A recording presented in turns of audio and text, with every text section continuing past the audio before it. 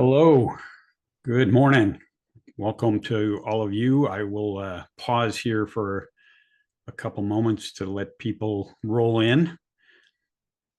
Glad to have you join us this morning. Have people coming in. All right, we'll get started as people continue to join us, but welcome to the Minnesota Crossroads Career Network webinar this morning. We've got Nancy Frasch is here to be able to talk to you about improving your resume and how to make sure you have a resume that works for you. And I know you're anxious to get to that topic. I've got a couple of things I want to share before that. And then after she's done, I'm also going to kind of go through everything we offer through Crossroads so that you can take advantage of it. For those of you that are local, we have a big event coming. I'll talk about that here after Nancy's done as well, but looking forward to having you join us for the rest of this. My name is 𝙖𝙧𝙀𝙾. I lead Minnesota Crossroads, and I'm fortunate we've got a large team that volunteers their time and effort and just their interest in being able to help you. So we have a lot of people that contribute of their time because they just want to pay it forward in some way as well.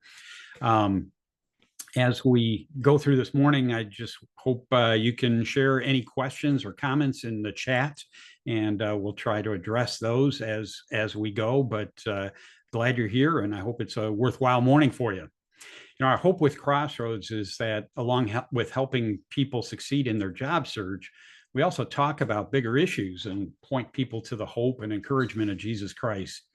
It should be no surprise that the Bible has a great deal of wisdom for life. You know, there's a cliche that's often used that the Lord will never give you more than you can handle. And people that say that mean well, trying to encourage someone facing challenges that they have the strength to overcome. The thing is, that idea is not in the Bible. There certainly are times that we face things in our lives that are beyond our ability to handle.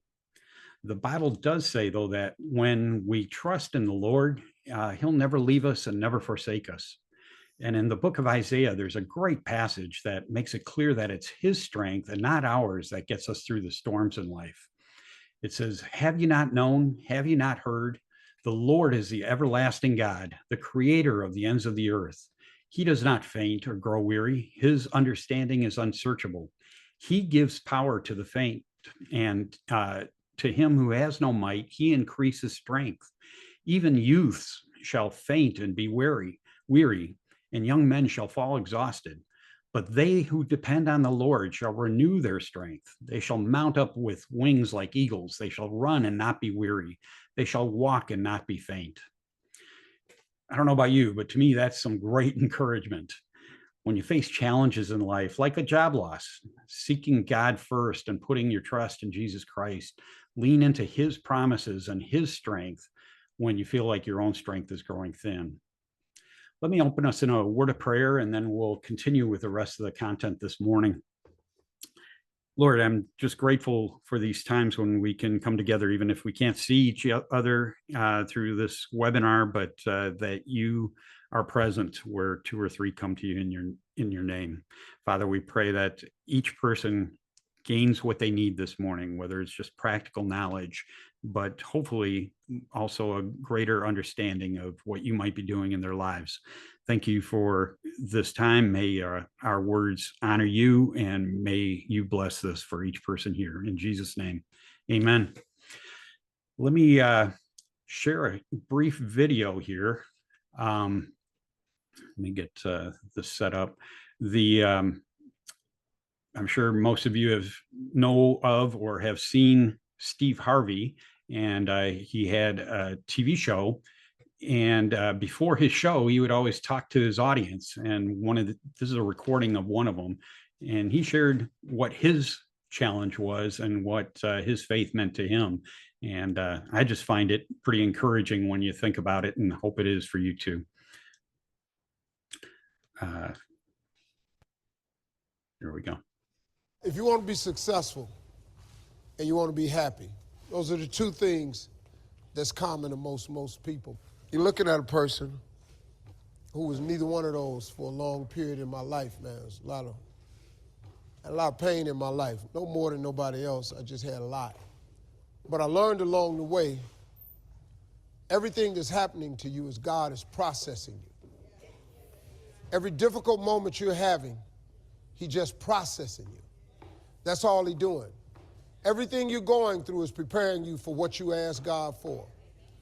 And if you need to be tough when you get to where you're going, then He gonna toughen you.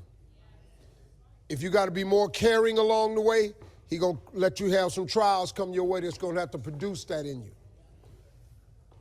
What happened in my life was getting where I've gotten to today and where I'm even headed to, I had to be tough. So He toughened me along the way.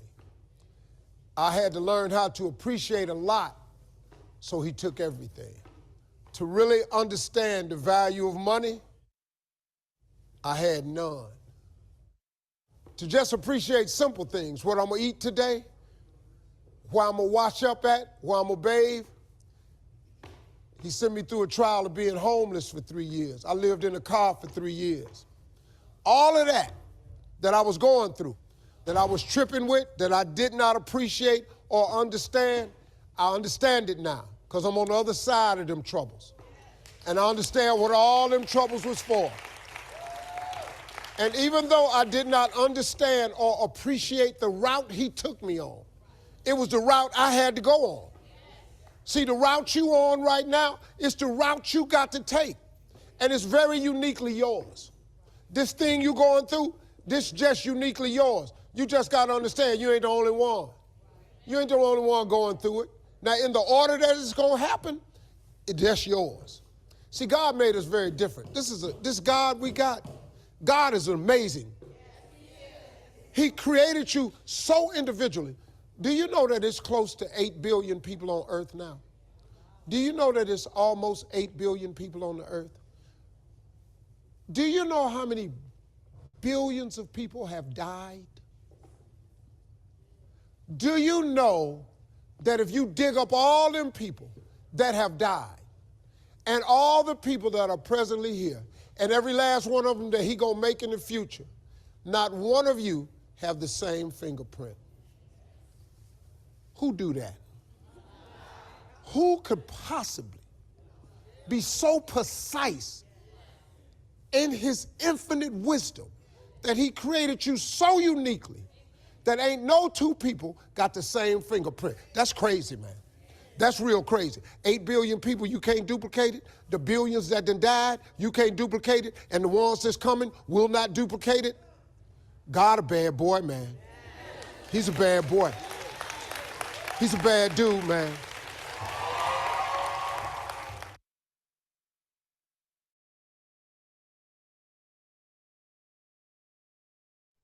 There we go. Never thought about God being a bad dude, but He is. But his greater point of we all have things that God needs to work on us about, and that this job search process might be the thing for you. I don't know, but I know trials or challenges in my own life. I've saw the value of it after the fact, not necessarily when I'm going through it. And so just keep that perspective in mind and know that there is an outcome that will benefit you in the long run. With that, I'm really glad to introduce Nancy Frasch. Nancy has spoken for our group before, but she has a group that she leads as well through Zoom meetings. And so whether you're in town or out of state, you can participate in her group. I'll ask her to tell you about that as well and how you can get plugged in there. But Nancy is a career coach, and she, as part of that, she writes resumes for people, but she coaches people on a larger scale about what do they really want to do, what have they done, what are they marketable in, and how do you express that? And then she helps craft resumes that get that point across too. And so she knows what she's talking about. She's got a ton of great experience on this, and I'm really glad to have her join us this morning. Nancy, welcome, and I'll turn it over to you. Great, thanks, Harry. Let me pull up my screen. There we go. Yeah, so I'm going to talk today about creating a targeted resume. It's not just laying everything out and everything you've done through your 20, 30, 40 years. It's more than that to attract the attention that you want. So we're going to talk about resume keys, the formatting. Of course, we need to touch on AI and applicant tracking system. We'll work through the different resume sections. I'll show you a couple samples, and then we'll also touch on cover letters real quick. If you've got questions along the way, if you want to put them in the chat, and Harry or someone will voice them if it pertains to what we're on, or may table it till the end, but we'll certainly address those questions. So key thing is it needs to lead you to a career direction. Don't leave it to the employers to decide what you want to do, where you want to go. It's not everything you've done. It's not a police report. So what is it from your background that you enjoy doing, love doing, want to do more of? There's things that you've done that, oh, you don't want to ever do again. Why would you emphasize that on your resume? So it needs to have that focus. So think about, what is your career direction? What is your professional brand? What skills you want to make use of? What experience you want to make use of? So with that direction, then what is it that you need to emphasize in your resume to, again, track the employers that you want? The other thing is, there's no right or wrong way to write a resume. It's whatever is going to promote you the best. I'll work with someone, and by the time they come to me, they've changed their resumes 20 times, because every time they talk to somebody, then they change it to what they say. So some of that has got to go in one ear, out the other. But think about it. Does that make sense for you to promote your skills? Yeah, that's the whole problem, and I guess benefit of this whole field is that there's no exact way to do it. It's whatever works best for you. So big thing, it needs to be visually appealing and quickly scannable. Probably no one beside you is going to read the resume word for word.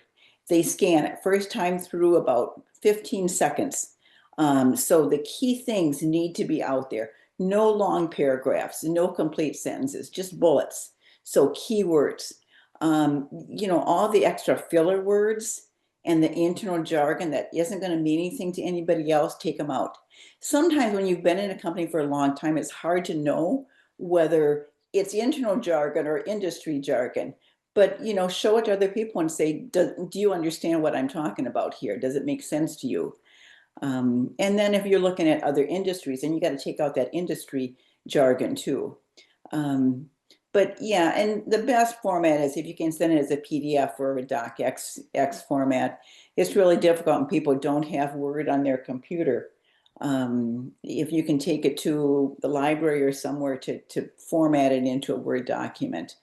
So career coaches, they hate templates because it just is too complicated. Take out all that extra formatting, no columns, no even like headers and footers, take those out. It messes up for the applicant tracking system. And margins, I've had people that come to me and say, I've got everything on one page, and they've got a really small font and they've got really small margin. I'm thinking, I don't want to read it because it just is not appealing to read. So keep your margins about 1 inch all the way around. It's almost like a picture frame on the first page. And the second page it's usually a page and a half is very typical. So no more than 2 pages. Sometimes some people have a really hard time at cutting out, but again, only what's important. When people have more than 2 pages, I've always found that there's like too much stuff that's distracting from what's important. Font size, anywhere between 10, 11, or 12, somewhere in there. 12 gets to be a little bit on the large size for some resumes, but nothing smaller than that. And sometimes people put their name a little bit larger, which makes sense. So visually appealing is really key. Font style, the sans serif, the ones without the tails, are really the best. You want it to be picked up by the ATS system to be able to read it. So font, easy to read, professional looking, not compact and not light. I was recently reading a book and they had, I don't know what font it was, but it was really hard to read. I found it difficult. I had to have more of a light, so make it easy to read. Um, some that are better fonts are Calibri, Verdana, and I don't even know how to pronounce 𝘾𝙧𝙀𝙀. So, Times New Romans can be a little bit compact. And Arial, they say, is overused. It won't stand out. I don't know. There's different points of view on those, but use it more of a traditional font. And we can't talk about resumes without talking about AI. HR can spot an AI resume in less than 20 seconds. The first resume I saw that was AI generated, I'm like, what are they saying in these words? And they were very wordy. It was a technical resume. But keep in mind, HR has to be able to understand it, and managers who are kind of removed from the field also need to make sense of it. But it was just so wordy that it didn't make any sense to me. Use it as a starting point if you want, but you need to read through it and play with it from there. So keep in mind what goes into AI is what's everything they pull out. But it has no focus. You need to have a focus to your resume, like I was talking about. So don't use it to replace, use it to assist. So go through and correct the inaccuracies, edit the wordiness, and you need to add a focus to it, and then that human touch. Get your personality in the resume, which an AI resume won't do. Eliminate from what's not important. It's not everything you've done. Again, it's not a police report. If it doesn't have purpose or important to your focus, direction, take it out. So examples might be, places, dates of one, training class, details that are not important to your career direction, old, outdated information. We'll talk about the older information. But yeah, there's some of that old information that's not important to where you want to go. So it just distracts from the key pieces in your resume. Yeah, and you can be really negative in your resume without really realizing it. Old dates and positions, no 1990s in your resume at all. Only time you want to have a date in your education if it's recent, to explain why you're only going back 5 years or whatever. But yes, the important thing is that you've got that education, you've got those degrees, and then the old positions. If you have any employment gaps, then don't put years in. There's nothing wrong with just putting years in your resume and not the months. Because when you have months, and I know HR likes seeing the months, but oh gosh, she was out for 3 months. What did she do? So it just draws questions. On completed education, you don't want to say did not graduate. You could put business coursework 2 years, something like that. We'll get back to education later too. Heading. So I'm just going to walk through the different sections. So your name, your phone number, email, a personalized URL. So you want to personalize this. You don't have the big long letters and numbers on your URL. Website, if it pertains to what you want to do. I've seen someone put a website on, I clicked on it, and it's all this personal information. It's not their professional piece. So make sure that's right. Address, there's no reason to put in your street address. No one's going to mail you anything. If you're looking at moving out of state and you're not quite sure where, then I wouldn't even put an address on there at all. So yeah, so the address is kind of depends, but the name, phone number, email, and the URL are needed, are important for professional positions for sure. Summary, you need to have some kind of summary on your resume.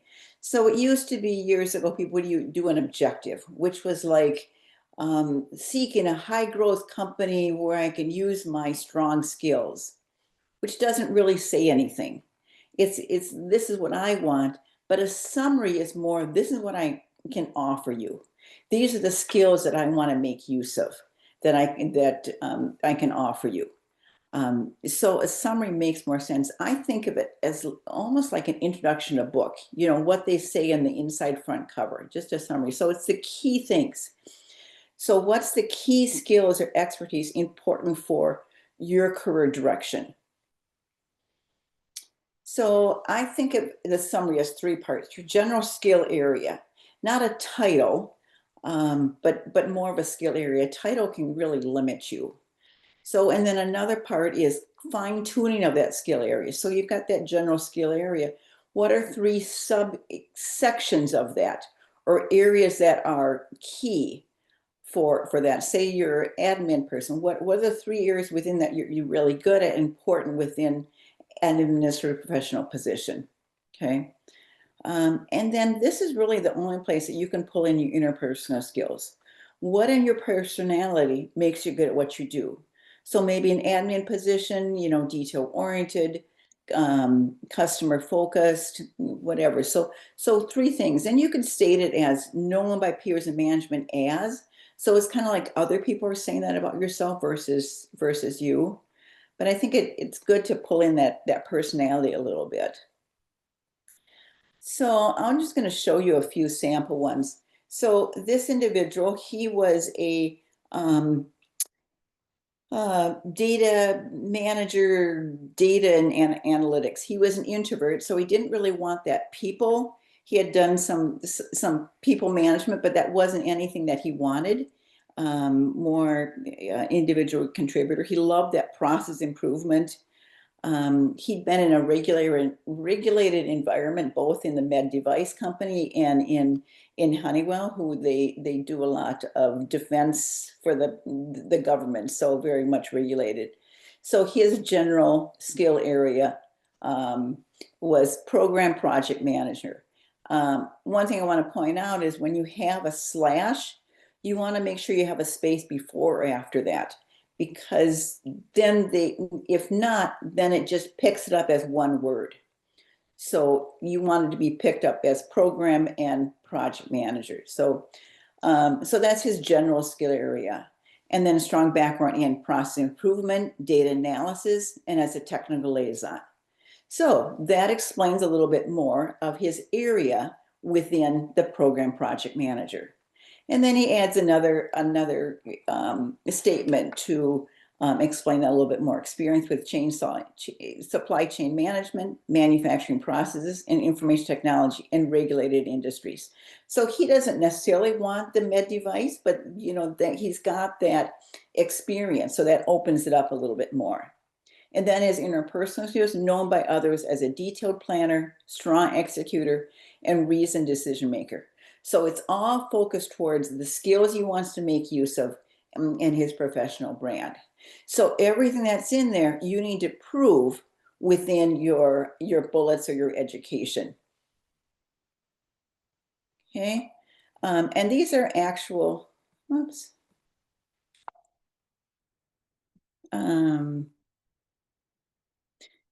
These are taken from actual resumes too. So here's another one. She loved writing. She's young. I think she was 26.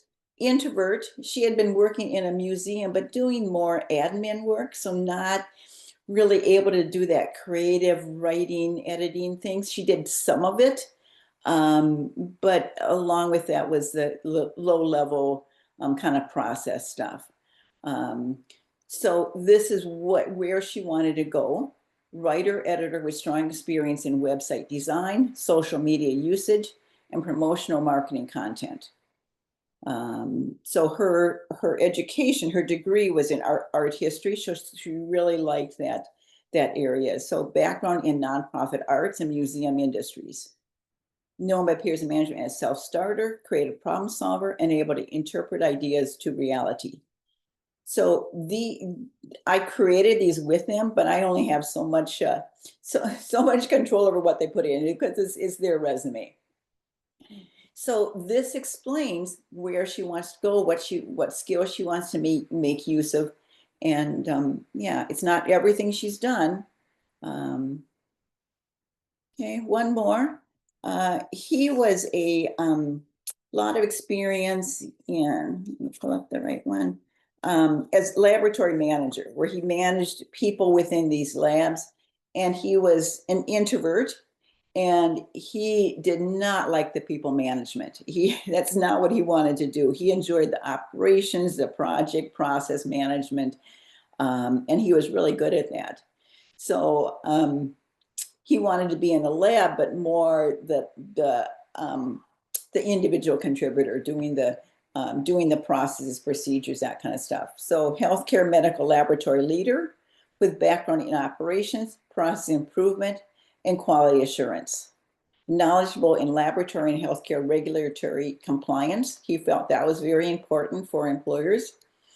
And then the interpersonal skills, known by colleagues as able to create innovative solutions to problems, lead projects, and develop efficient systems.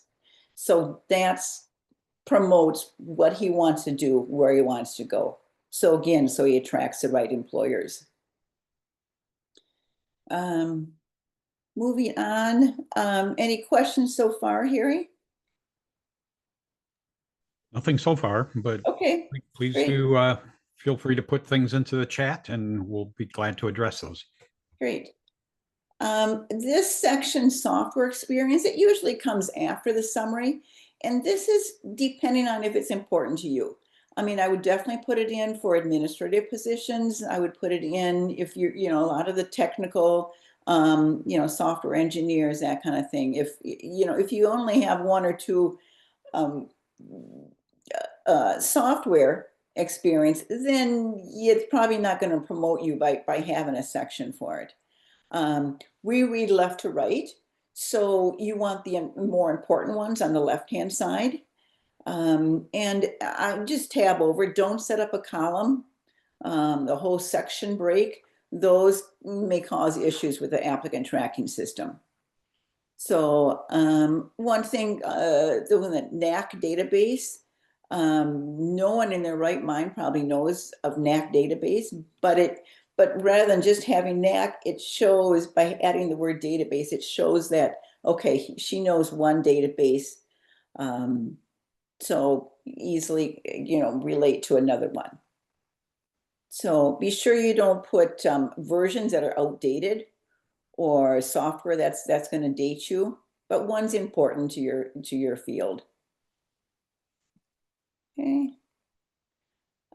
So here's the deal. You need to prove your experience. So the opinion sections are really your summary and your computer, your technical, your key skills, whatever you have in those areas. But that's really your opinion. Then you need to back it up with facts. Prove what you say in the summary and in the other areas. So you prove it within your work experience, your professional experience, within your education, maybe professional associations, previous experience, volunteer work. So that's where it's all facts in those sections. So that's where you need to prove it. You can't just say you've got experience in this without proving where it is and what you did to prove that. So don't assume your title tells them what you did in that position. I see that as a common thing. Your titles can be very different in different companies. And sometimes I've seen where the title really doesn't fit what you did. So you really need to back that up. Bullets, no complete sentence in your entire resume. Just bullets, hard-hitting actions. Think of your bullet as what you did and then what difference did it make? What was the result of it? By using percentages, dollar sign, numbers, those jump out at your resume as you're scanning through. The numbers really jump out. And what's nice, I really like percentages if you can, because that any size company can relate to that. Dollar sign, sometimes if they reduced it by X% or X dollars, I don't know whether that's a good amount within that field or not. So it doesn't really mean anything to other people. But percentages, you reduced something by X% or increased it by X%. Okay. You want to use industry buzzwords, not the internal company jargon. So keep in mind, and be careful of using acronyms that people aren't going to know what you're talking about. So again, remember, HR has to understand it, and also managers removed from the technical world. And yeah, again, facts only. You know, when you say knowledgeable in, that's really your opinion. Prove that you have that knowledge. Okay. Avoid action words that are too general or not focused in your career direction. So avoid, like, worked. Worked doesn't, it's so overused, it doesn't mean anything. So use a more descriptive word: managed, led, collaborated with, communicated with, liaisoned. So I'll show you some other words that are better. So assisted. Assisted to me doesn't say anything. So does that mean that you got the coffee while they did all the work? What was it you did within that that area? Okay. I would tend to use the word supported versus assisted if you need to use those words, but if you can use a stronger word, that's better. So the individual who is looking for a program project manager position, you know, he's going to use words like managed, implemented, led, liaison between, analyzed, project manager. Those are key terms within his field. The writer, editor, wrote, proofread, edited, coordinated, created. Those are much more descriptive words, important in their field. That first word, again, because we read left to right, that first word in those bullets is really key. The individual who was a lab manager, again, not focused on the people management, optimized, implemented, created, set up, analyzed, collaborated, led. So those are all terms within his field that are going to promote where he wants to go. He may have one bullet that he wants to talk about his managing people, but really, you know, not to emphasize it. Okay. So here's an example. This is, he was an IT supply chain program manager. So sometimes it's good to have what's called a responsibility statement, kind of a big picture for that position, kind of pulls that position all together. Response for creating and executing strategy to monitor accuracy of demand and supply planning data. So and then, I mean, doesn't your eye gravitate to that first word and to the numbers there within the bullets? And if you notice, we end it with a period, and not, you know, your 7th grade English teacher would disagree with me, but we kind of, the rules kind of go by the wayside because it's more important that it's easily scanned. So it shows if you're done with that thought, you're moving on to another. So no I's in your entire resume. Trained and led. You know, so it really, these bullets are in more detail from the responsibility statement. Okay, and then you've got the result here: reduce data errors by up to 70% within 1 year. I mean, to me, that sounds like a huge amount. Then the other one, mapped and analyzed. Yeah, sometimes you're not able to get the results. The ones that have a result really end up coming up to the top of the bullets, just because it comes across much stronger. You want to draw attention to that one. These are ones that I pulled from different resumes. They were like their initial one. Assist with other business office duties as needed. It says absolutely nothing. You know, we have no idea what those office duties are. I would just take that out. It doesn't say anything. And response for upgrades, maintenance. It doesn't, I'm not saying when he says in response for upgrades, what does that mean you did? Did you analyze? Did you, you know, whatever, but start with a strong hitting action verbs. And then here, worked alongside underwriters, you know, so what does that mean you did? Did you work alongside them to plan the office party? I don't know. So, and then participate, very weak. What did you do? So make it clear. And each bullet, you're promoting one skill. So what is it you're trying to say? What's important to pull out in that bullet? And then handled policy renewals. This next one, accurately enter. It's really an opinion that you accurately did it, but what did you do? The next one is an opinion too. Build strong positive relationships. So really with all the bullets, you notice some of these are past tense, some are present. I just put them all in past tense, even with current position, because it just is easier to read.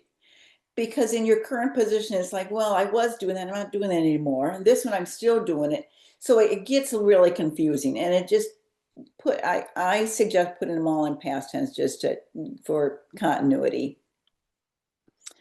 Moving on to education.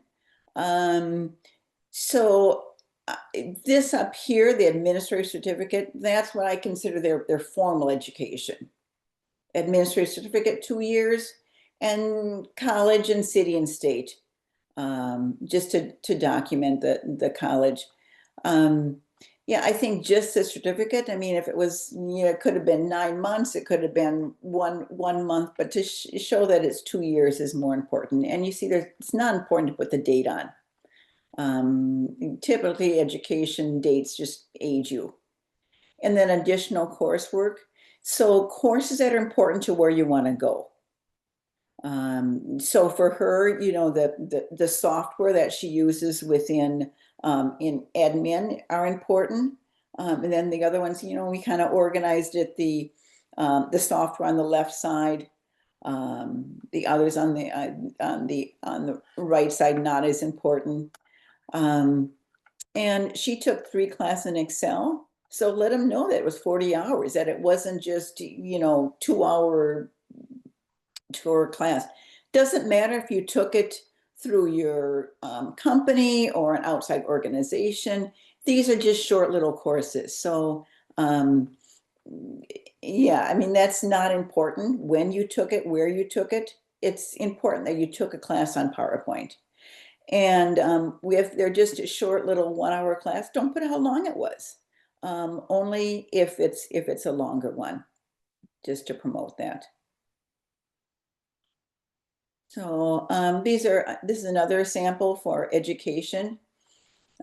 So I see a lot of time people put their college first, and what's important is your degree. So that is what should be emphasized. You see right there, MBA, BS.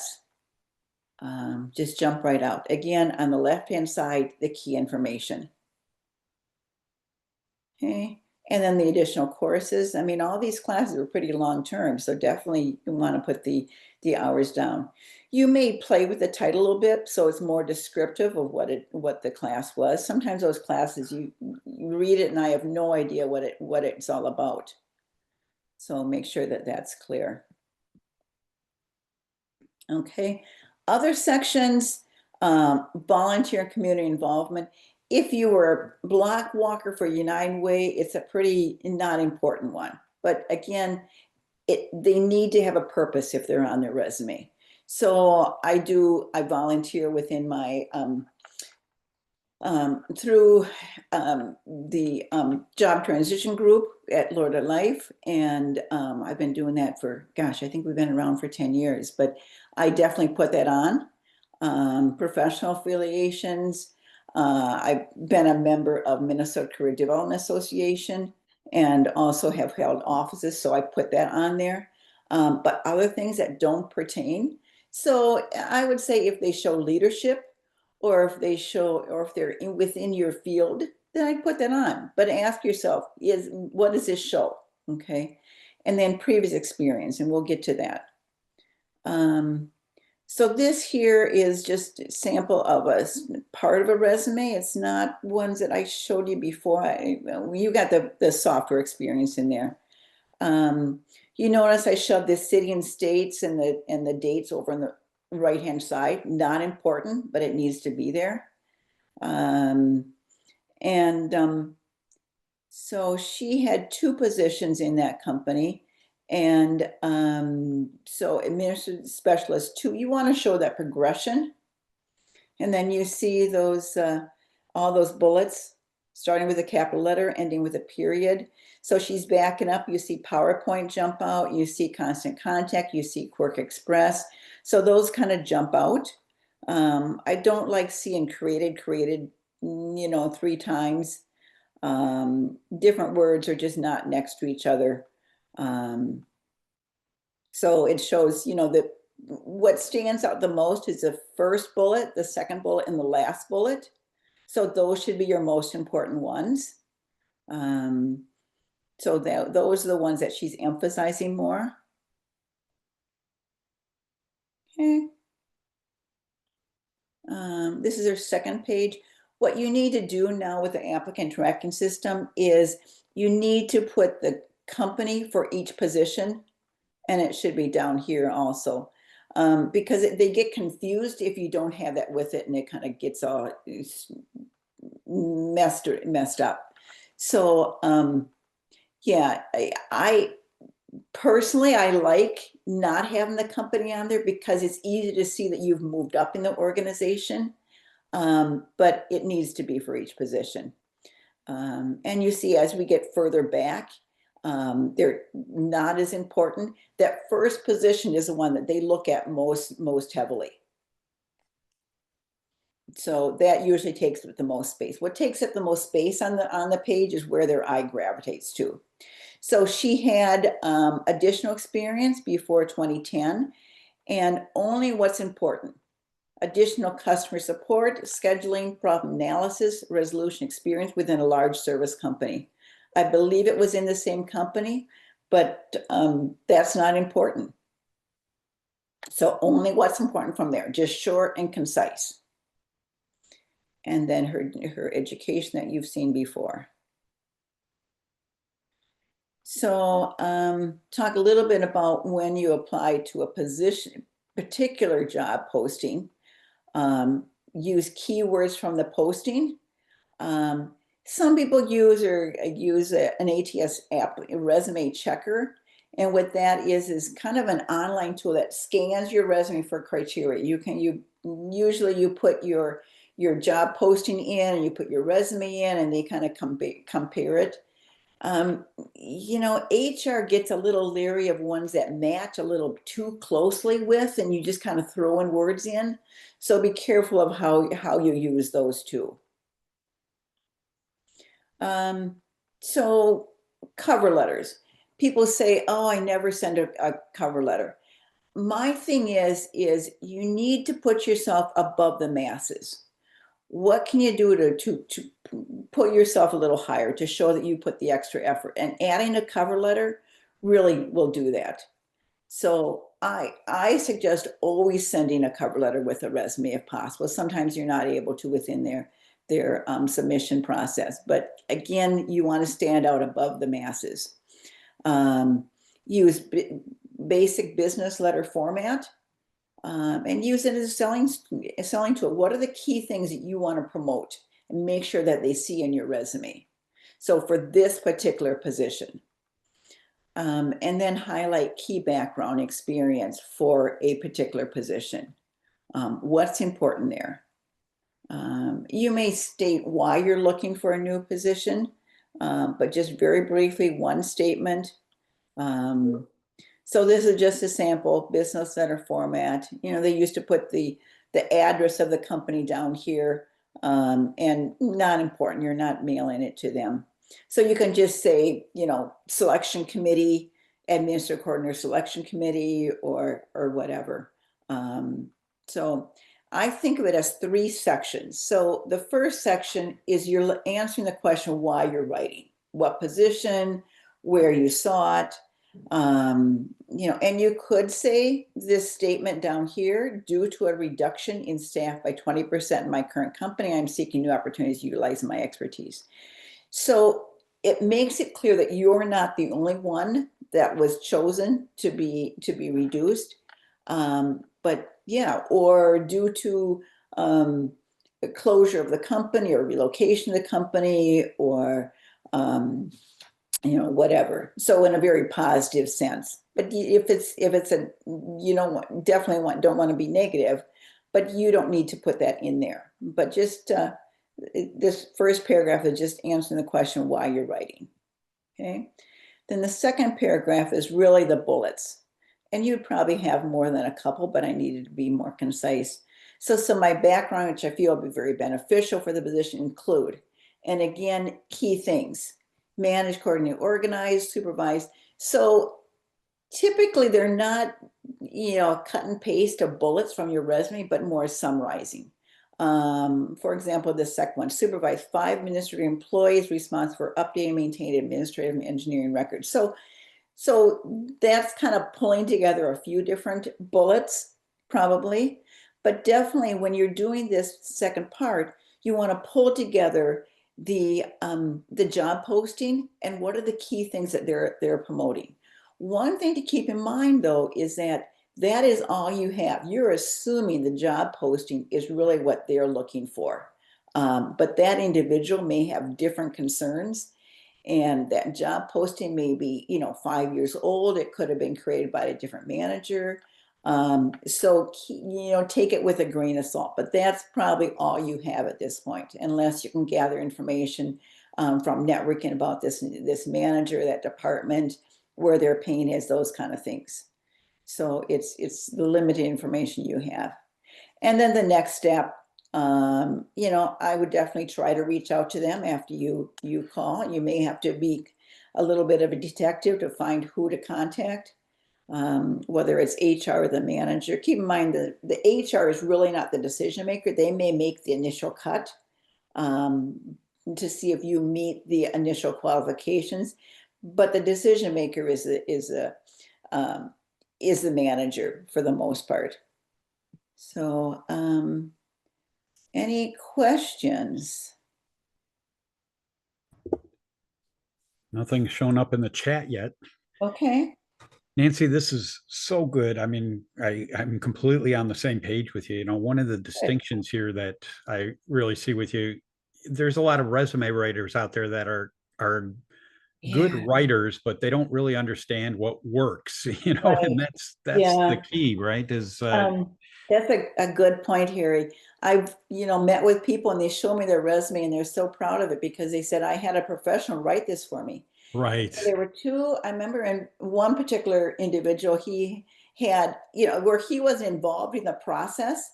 And there were 2 statements in his resume. I said, so what does this mean? He goes, well, I don't know. She wrote it for me. And it's like, that's a problem. Right. And I always think it's so important that with my individuals I work with, that, it's a both of us working together as a team. Right. So yeah, that's really key. I see you made the point of, avoid paragraphs on your resume because they just don't get read when they're scanning down. They're not reading paragraphs. And so you have to make it digestible for them in a quick scan.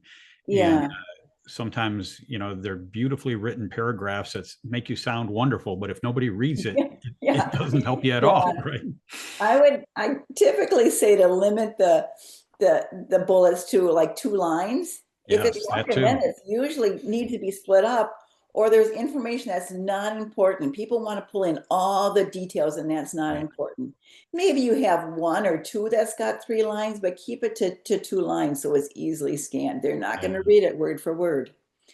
So, yeah. So the other thing regarding cover letters is, I think, important for people to keep in mind that you can't use a generic resume and then fill in the gaps with the cover letter because they're going to look at the resume first. And if they're not seeing what they want to see on the resume, they're not going to bother reading the cover letter.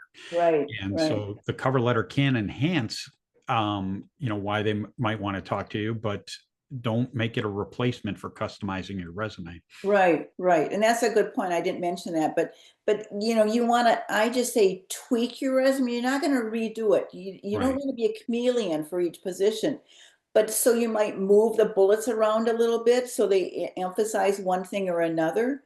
Maybe play with your summary a little bit, maybe move the software that's key for them over the left-hand side so they see it. But just tweaking is not redoing it. I mean, I would only spend, I don't know, half hour at the most of tweaking, and that seems like on the high end. But No, one thing I've seen people do, which I think is not a bad idea, is to have a 3 or 4 page master resume with all kinds of bullet points. And then Yeah. when they're applying for a job, pull out the bullet points that are just most important for that job. So you're assembling a resume from pre-existing bullet points, and you don't have to write something new, unless it's to incorporate some keywords from the job description that you want to add in there. But yeah, that's a really good point. The other thing is, when you save it, don't save it as resume. Can you imagine how many documents an HR person would have named resume? So, perfect point. so when I would save it as your last name, first name, maybe the company, so you know, so you can keep track of what information they have about you, what resume you sent them, and then the date, something to that effect. But yeah, I would start it with last name, first name. One thing I always tell people, and I know you've seen this and experienced it, but if you show your resume to 10 people, you'll get 11 conflicting opinions about it, right? And you have to weigh them differently. It's who's giving you the opinion, and you don't have to take every opinion you hear.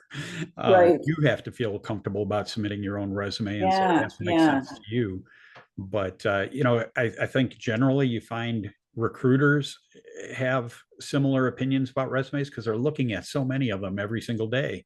You've been through doing this for a very long time. You've seen the good, the bad, and the ugly out there, and so you have some good instincts about what's effective or not. And so you don't have to be swayed by every opinion you hear out there. Right.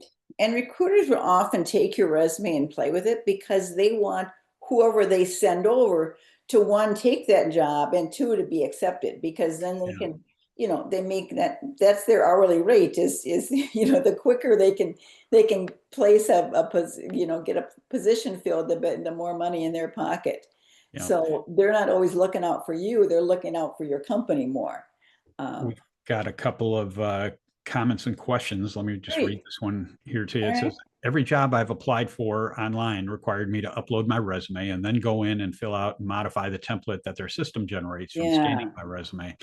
Every HR template I've seen contradicts what you were saying about a couple of things regarding dates. These templates make dates required fields and will not allow you to apply without filling them out. When resumes are scanned and pre-filled into these templates, they're always done poorly and need to be modified. Yeah. That's one thing that people don't do, is once they put it into the company's form, then they don't take a look at it, and it's just crazy looking. I've seen the summary end up at the end and the positions all mixed up. Make sure you look at that. I mean, HR is going to want to see those months, but I would only put them in if they require it. Because it's advantageous for you not for them to see those little 1 month or 2 months gap that's going to be a red flag for them, which is kind of crazy. There was a lot packed into that question. Was there more that I missed? Yeah, well, that's the biggest thing, is you're right. Sometimes the online applications require more than you have on your resume, but most of the time when they're reviewing your background, they're going to actually open your resume and look at that. So even though you had the additional dates in the application, that's not what they're evaluating you from, because usually the ATS systems, it doesn't look great in terms of how it displays what's entered into the fields. And so they'll get your formatted resume instead. Having those companies that line up with each position helps that. But I mean, the companies are usually fairly clear about what format they want, so you want to follow that. The scanners, I guess they've gotten better, but they are not able to, a lot of times, read the PDFs because it's more of a picture frame. But it's gotten better, what I understand. But either Word, docx, or a PDF is usually recommended. have somebody saying, thank you, Nancy. Is there any place to add skills that are self-taught, like a videographer or graphic design? Oh yeah, that's what's neat about the skills section is, you've done it. You can put stuff that you self-taught, didn't use in a position. But yeah, I'm glad these questions are coming up because these are things I didn't address. So yeah, definitely that's what I love about the skills section. Yeah. It may be, and then you could put it up there, and also on the second page if you took a class on it too. I mean, really, really prove that. But the first page is where you want the key information. The second page, let's see how many years of experience he's got. Let me see what the education is. But as you have a few years in the field, it's the education that's much more important. Or I'm sorry, the work experience, professional experience, much more important than education. Yeah. So if there's any that are new, or you put between education and experience, you put whatever is most important. So possibly, you would put education first if you just got a recent MBA. But a lot of times I'll put that as the last thing on the summary as MBA degreed, and then you put the details back on the second page, rather than the whole education section on the first. The exception is, and I've had this a few times with people, if you Mhm. went to an Ivy League school, if you graduated from Harvard or Princeton or Yale or something Yeah, like that, that should be at the top of your resume always throughout your career, because that's always a bell ringer. But for the most part, if you went to the University of Minnesota or other state school or something that's not as highly regarded, then I would put it near the bottom as you described.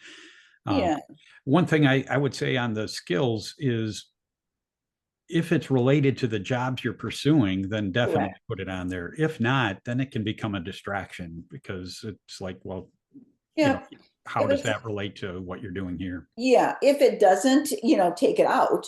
But if Right. it is, but let's say you're more of a management level within, kind of a somewhat technical area, you might put it on the second page because that's like, oh, Mhm. okay, he knows those. He can talk to the employees about that software. But the key thing is more that leadership. So it's really, again, what's most important for that particular area, for your career direction, for that particular position.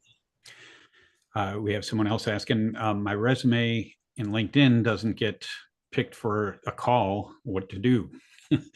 That's, Yeah, yeah, go ahead.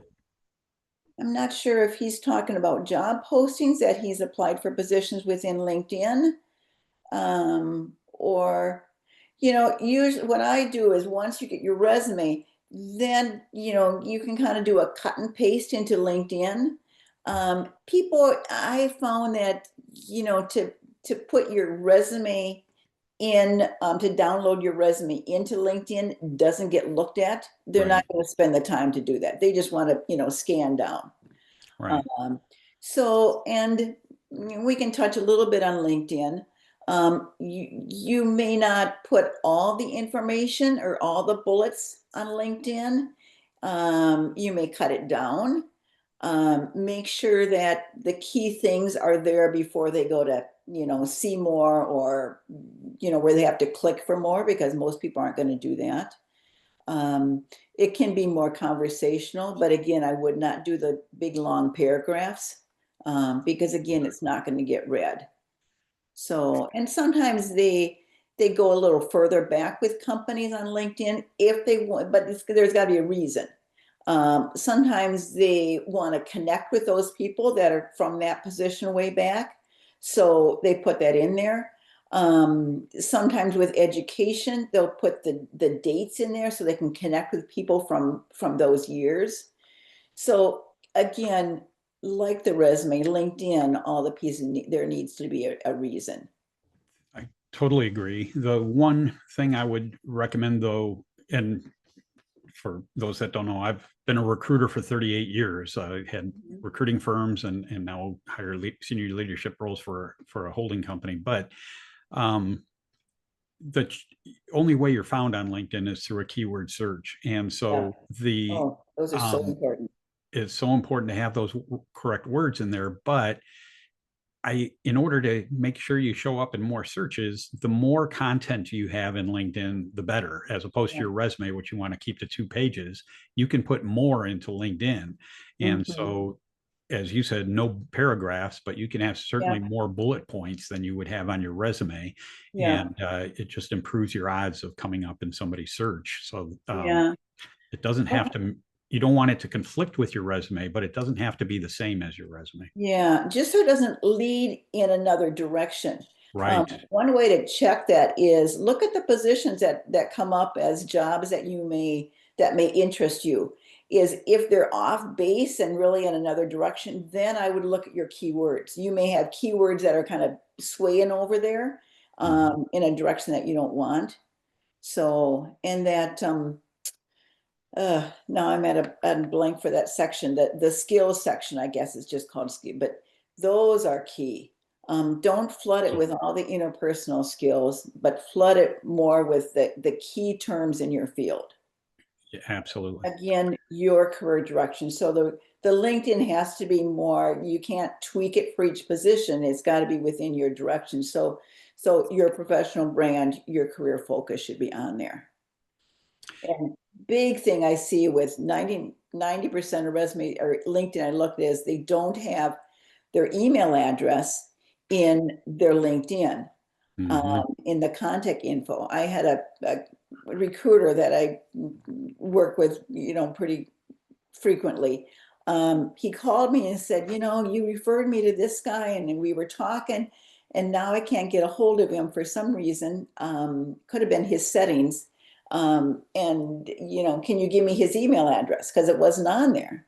So it was a big effort. I mean, he went out of his way. I went out of his way to find it. And most, recruiters are not going to do that.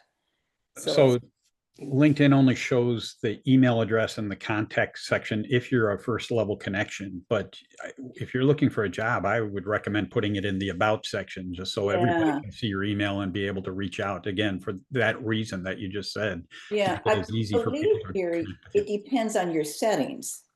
You may be right, but I have not found okay. that. Okay, Check on it. But yeah, make it easier to contact them. I have my phone number because it's my business phone, but I would just, if you're just looking as an individual, I think your email is fine. But definitely promote that. This next one's a bit of a tough one for always. It says, when your most recent experience is one you're trying to pivot away from, how do you emphasize what needs to be? Yeah, I mean, on a chronological resume, it's got to be up there. You could just really limit it and you could just put the company and the title, and I don't know how long, he or she was in that area. But so then you're, again, like I said before, your eye grabs what's most important or it takes up the most space. So if the position before, then you can make sure that gets on the first page and that you have more space allocated. But yeah, chronological resume is about 80–90% of resumes that are out there. Second most common one is called a functional resume. So if you're making a complete shift, you could use that focus and you could bring up bullets that you did 10 years ago right up as very first. So you have your sections, you have like 3 sections, and maybe one section was employee development, another one technical, another one maybe project management or something. So the 3 areas, and it probably is what you have, the 3 areas within your summary, and you put your bullets in those 3 areas. Any more than that to me gets too much like a all over the board type thing. And then the second page ends up to be your company's title, city, states, and dates. So you're promoting what you did and not so much your companies and city, states, and dates. We were talking about that just yesterday in the job transition group that I lead. And they look at that and they say, what's he trying to hide? So if you can do a chronological, I would do that. The functional can look really strong, but just be aware they're wondering. It's like, oh, does he have gaps in employment? Is his experience old? Why is it he's using this format? Agreed. And it usually does not fit in with, you still need a chronological resume because it doesn't fit in with the submitting resumes online in their format. So. Yep.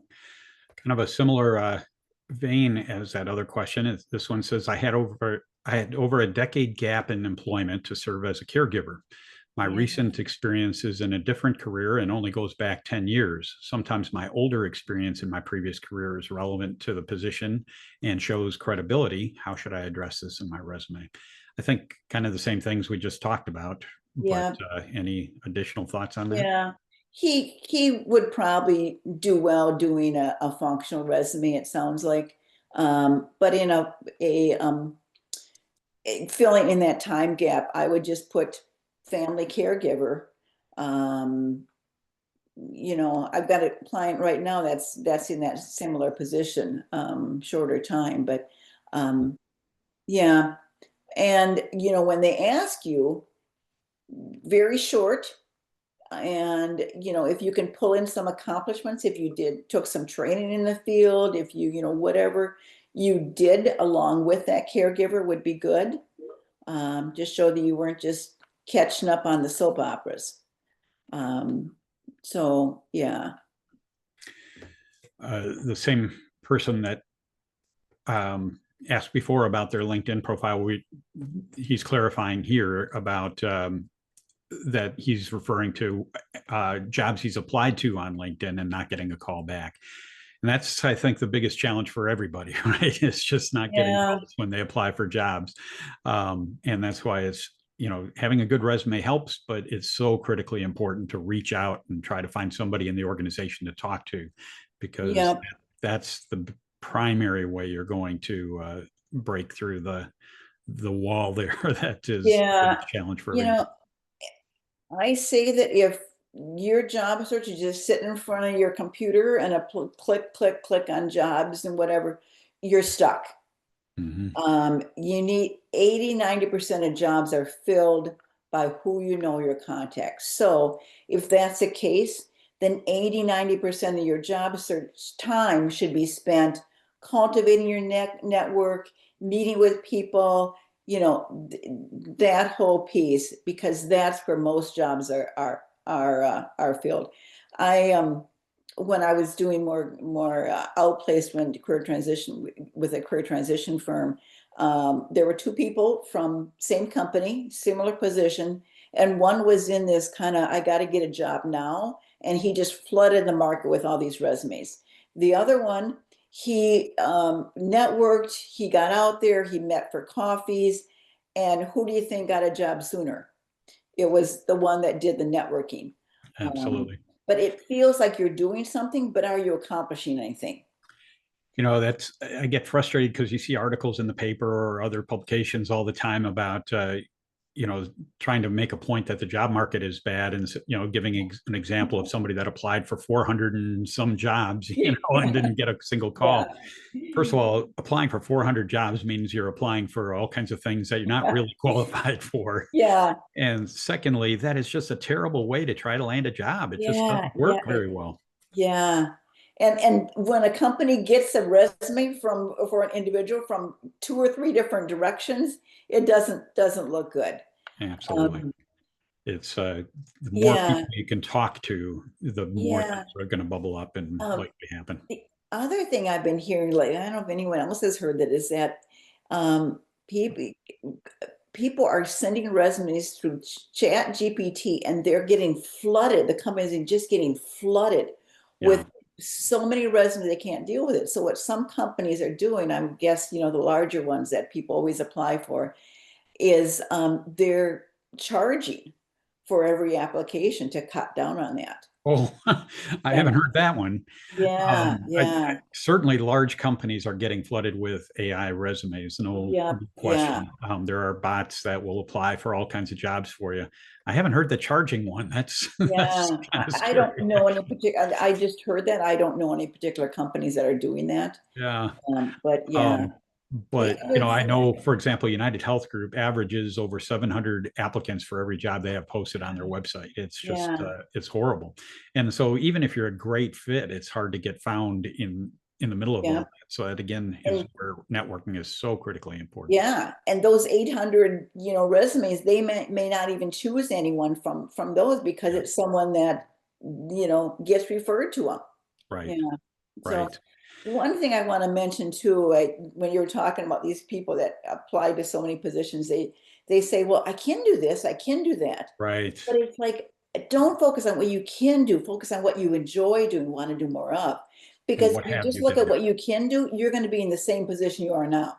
Right. I mean, I've worked with people that have gotten ulcers from a job that didn't fit them, and just dragging yourself to work and getting a stomachache as you go in there, and that's not fun. I mean, look at a position that uses the skills that you enjoy using, No, so you get that energy, that I excitement. think people, think creatively when they're applying for jobs, thinking, as you say, I could do that job. I have some Yeah, relevant experience. But, if you were the only applicant, maybe they might, consider thinking outside the yeah, box. But you're never the only applicant. Once a job's posted online, it's public knowledge. Everybody's applying to it. yeah, And yeah, you're always being compared to somebody that's actually done the same job before. And so if they have yeah, 5 or 10 people that have actually done the job and somebody that's trying to make a career change because they think they can do the job, it's not hard to figure out that they're going to focus on those people that have actually done it. And so yeah, that doesn't mean you yeah, can't pursue that, but it's going to come about because of conversations you have, not because they looked at your resume.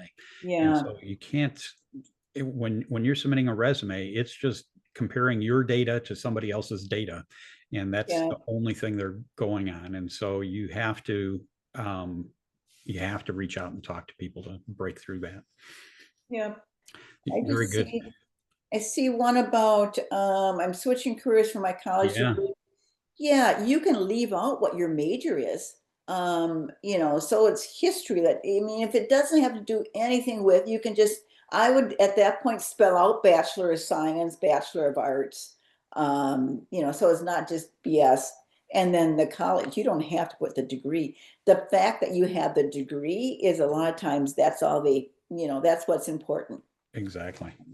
So, yeah. And then the next one, how important is LinkedIn that they deleted their account? Oh, so These days, important. it sounds harsh, but the reality is if you're not on LinkedIn, it's almost like you don't exist today. And Yep, yep, I yeah, guarantee, even if they didn't find you on LinkedIn, sometime in the hiring process, as they're interviewing you, somebody at the organization is going to look up to see what you have on LinkedIn as well.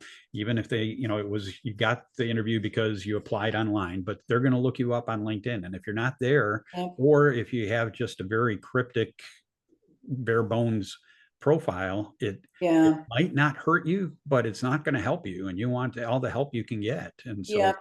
I would LinkedIn, assume that if you're interviewing with someone or if you're meeting them as a networking meeting or, told somebody how you're looking for a new position, they've looked you up on LinkedIn. If they absolutely. don't find you, it's like, oh, really? He's looking for a new position. He doesn't have a LinkedIn.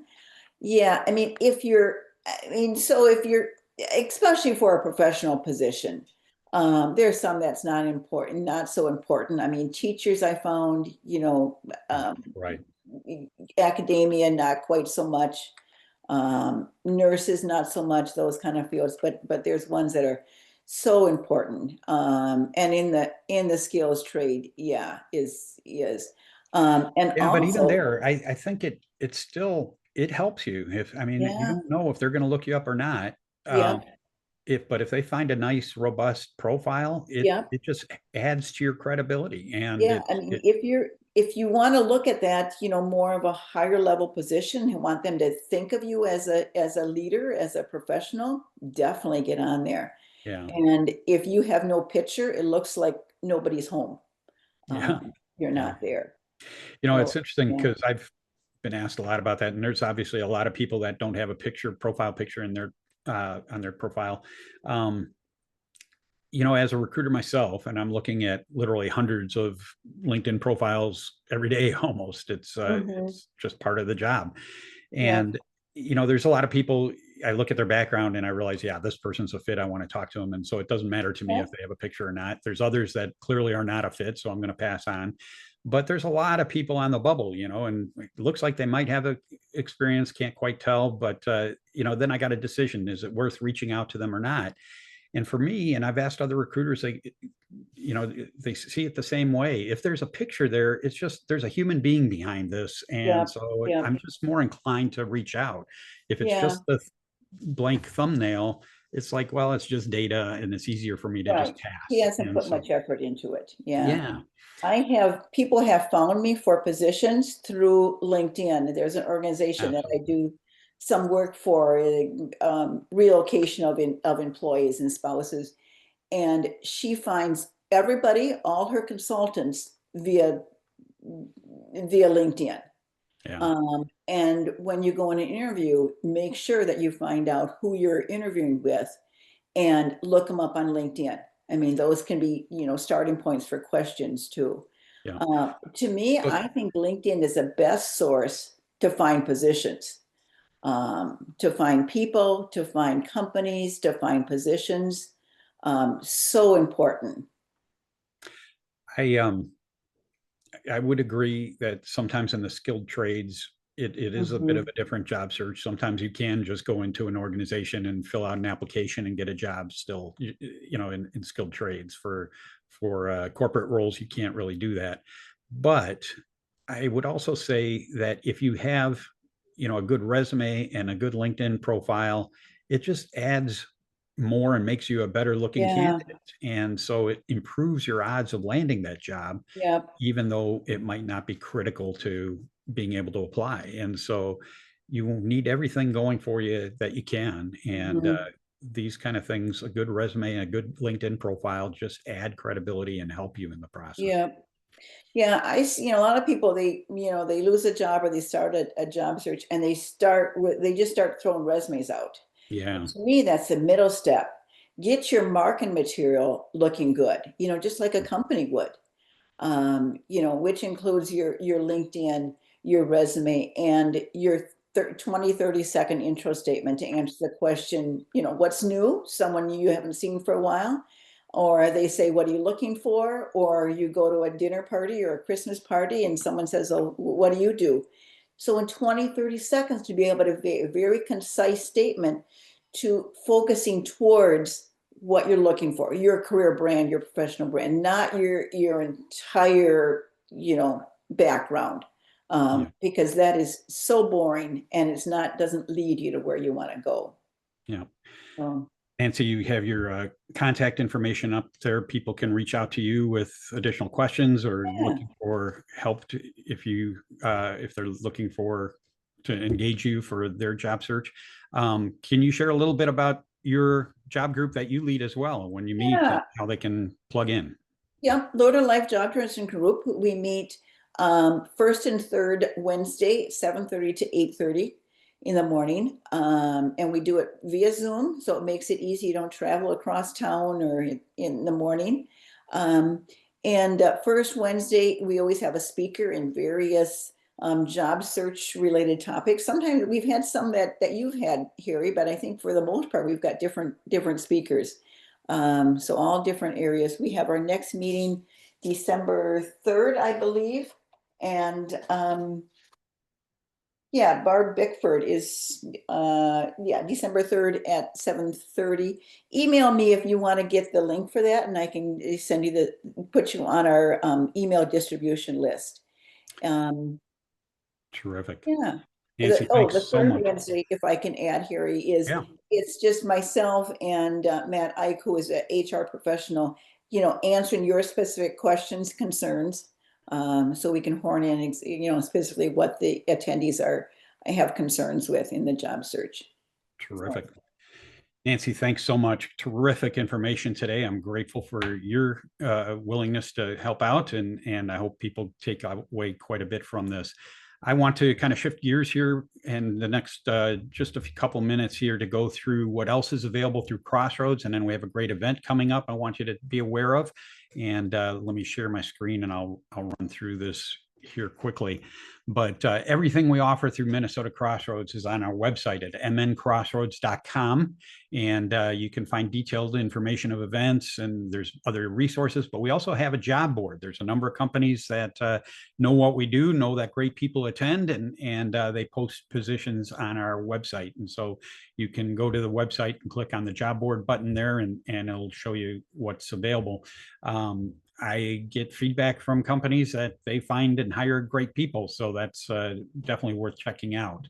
But everything that we have going is on our website. Kind of our cadence through the month is we have 3 different seminar topics like this. The first Thursday of the month is in person only at Grace Church in Eden Prairie. And that Thursday, in addition to the presentation, we also have our networking group that meets afterwards, where you can share contacts and leads and ideas and with others. And then we also have a micro job fair. We often have a couple of companies that come in and set up a table, and you can go talk to them about positions that they have open right now.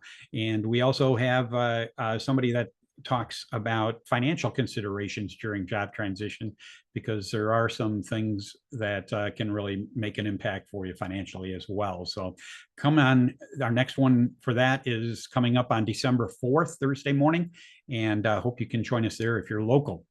The second Thursday evening of each month, we have a seminar in Woodbury at Woodbury Lutheran Church. And then the third Thursday morning is online that you're on right now, the webinar online. And I'm grateful for these. We usually have people from 7 or 8 or 9 states outside of Minnesota. And so it's a broader reach that way. And we've got the schedule on the seminars page on our website. You can find all the details of what's coming up. On a weekly basis, we have multiple other ways you can plug in. One is our Networking with Grace group, which I mentioned meets in person on the first Thursday of the month, but then each following Thursday is online through a Zoom meeting. So you can participate from home and have your coffee and sit in your pajamas if you want, but it's a Zoom meeting instead of a webinar like this, so you can engage with others and get some good contacts and leads that way. We have one-on-one coaching available. We have a large group of volunteers that have expertise in helping people find jobs, and you can set up a time to meet with them. Just fill out a form online, and one of our volunteers will reach out to you to schedule a time for a Zoom meeting or a phone call.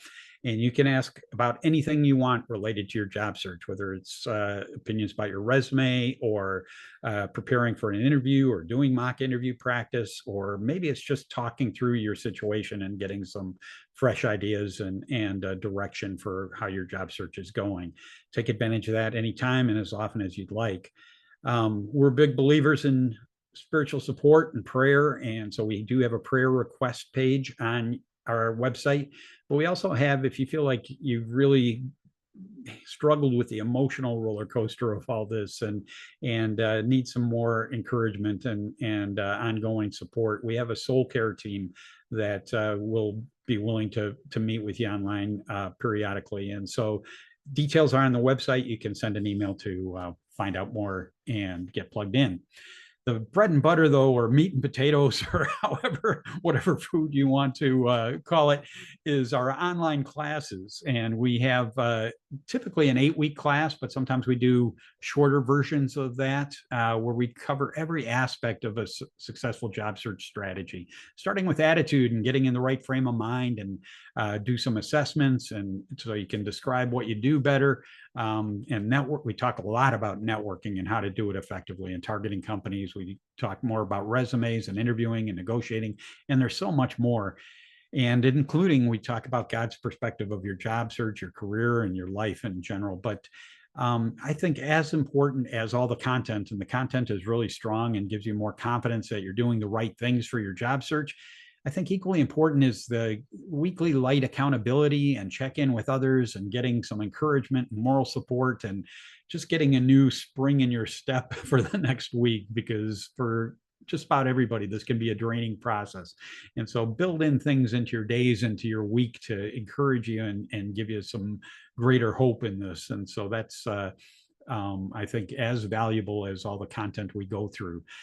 We have new class starting each month. Details are on the website. I think the next one's coming up on December 11th. I can't recall for sure the exact date, but you go to the classes page on the website and you'll see the details there. Join our LinkedIn group. If you put in MN Crossroads Career Network in the search box in LinkedIn, you'll find two things. One is you'll find our company page, which I encourage you to follow, because the more followers we have there, the better exposure we get, and it helps us let people know that Crossroads exists. But the other thing is our LinkedIn group, and you can request to join that. And we have upwards of around close to 3,000 people in there now. And it's people that have been through Crossroads before, remain in the group, decided to remain in there and just be a willing networking contact for the company that they're working at now. So you can kind of peruse others that are in the group, see where they're working, and ask for advice or insight into their organization, maybe a referral, and see how that can help. But there's all kinds of great information that gets posted in there too. So check that out. Join our LinkedIn group and then stay in there afterwards. It's a great way you can give back to others after you land in a new job. This webinar and all of our webinars we did through the pandemic and the one a month we do now is posted on our YouTube channel. And so if you put MN Crossroads Career Network in the YouTube search box, you'll find us there. And there are dozens of great topics that are discussed in there. Great thing about YouTube is you can skip over me or the people you don't want to hear. You can skip over that and get to the meat. You can listen to it in double time or something. So it's a great way to get through it. You know, you can spend your Friday nights with a bucket of popcorn and watching job search videos. But there's great content in there. Check it out. And this will get posted. Today's webinar will get posted in there before the end of the day today. If you're local, this is a must-attend event. Annually, we do our Crossroads Christmas networking party, and it's coming up on Tuesday, December 9th at 6:30 till 9 p.m. And typically, we're expecting probably over 500 people this year. We should have around 100 people from companies around the area that are just there as networking contacts. It's not like a job fair. It's a mingling event, but you can get advice and insight and maybe some referrals from people that are currently working at companies and just willing to be there to help others. And we'll make it a nice festive event. We'll have some treats for you, desserts for you to snack on while you're talking, but it's going to be a great opportunity to expand your network, to get some insight into companies you're pursuing, and maybe meet some people that can dramatically help your search. Every year, you know, in January, February, we start getting reports back of people that ultimately landed a job because of somebody that they met at the party. And so that's coming up December 9th. If you're in the Twin Cities area, be sure to attend. We do ask that you register online in advance. The details are online, and then a registration just so we can plan on how much food we need, and we'll have name tags pre-printed for you for when you arrive. So check it out, be there. Nancy, if you're still online, be sure to share it with your group as well. This is a great event we do every year, and we want to help as many people as possible. I certainly will share it. Thanks, Harry. Thank you. I just want to acknowledge we have actually, I think it's 42 people that volunteer for Crossroads in one way or another, and all of them bring some expertise and willingness and desire to help others. And so all the things we're able to offer is only because a lot of people are plugged in and enable us to get all these things done. And so I'm just grateful for every one of them, because we wouldn't be able to do half the things if it wasn't for them. If you don't have a church home, I encourage you to visit one of ours that aligns with Crossroads, Grace Church in Eden Prairie, and Woodbury Lutheran Church. They stream online and certainly obviously meet in person. Encourage you to get out in person as much as possible. Webinars are great and watching online is fine, but build a community and friends and moral support from people that you're meeting face to face rather than just virtually. So get out and take advantage of that on a Sunday morning. Our next seminar is in person only at Grace Church on December 4th, Thursday morning, and it'll be David 𝙗𝙘, locally here. He's a retained executive recruiter, and he has a presentation on Terminology Tells a Story. wording matters, and how you present things and the wording you use really makes a difference. And so he'll give you some in-depth insight in how to tell your story to others more effectively to get better results. And with that, I will wrap it up. Let me stop sharing my screen here. I hope this was worthwhile for you this morning. I hope you can apply a few things that'll make a difference in your results. And I hope to see you again at one of our events. Better yet, I hope we don't have to see you and you land a job real quick, and that you're off and running with your new career. But glad to be of help and look forward to reconnecting. Have a great day.